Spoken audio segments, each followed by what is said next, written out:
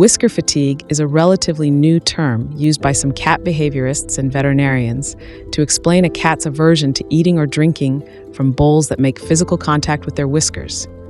The supposed overstimulation of the whiskers is believed to make cats eat less and drop more food. As a result, some bowls now claim to have a whisker-friendly design. A recent study, however, did not find evidence of whisker-friendly bowls increasing the amount of food eaten or decreasing the amount of dropped food. But according to owner perception, some cats do prefer to eat from wider, shallower food bowls. More studies are required to conclude whether we can say that whisker fatigue is irrelevant.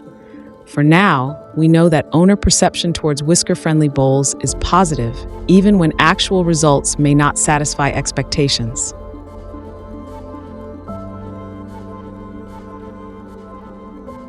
Whiskers, tactile hair, sinus hair, or vibrissae are specialized hair that most mammals have.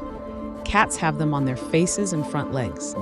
They are hair follicles embedded deep into the dermis, almost reaching the subcutaneous layer, whereas a normal hair follicle is normally only superficially rooted into the dermis.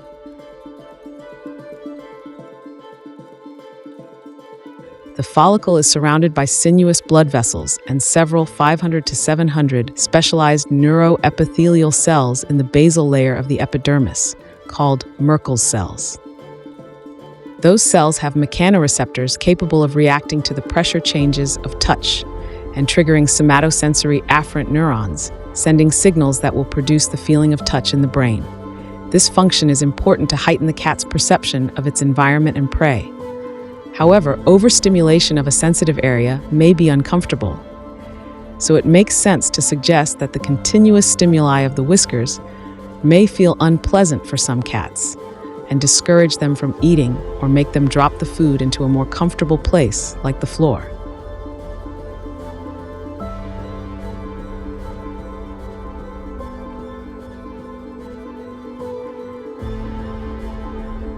In an article published in the Journal of Feline Medicine and Surgery in 2022, researchers recruited 38 cats and had their owners film them eating dry food from a normal bowl after fasting for 12 hours, then from a whisker-friendly bowl for an adaptation period of 7 days. Finally, on the last day, the cats were offered both options to see if they showed any preference. The researchers recorded time spent eating and number of dropped kibbles. After the footage was analyzed, no evidence was found that whisker-friendly bowls increased time spent eaten, decreased the amount of food dropped, or increased the amount of food eaten.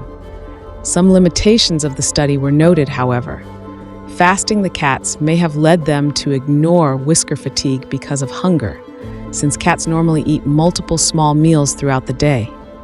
In conclusion, whisker fatigue may not significantly bother your cat if it's hungry enough. More studies with picky eaters and anorexic cats should be made in order to say for sure whether whisker-friendly bowls really make a difference in food intake.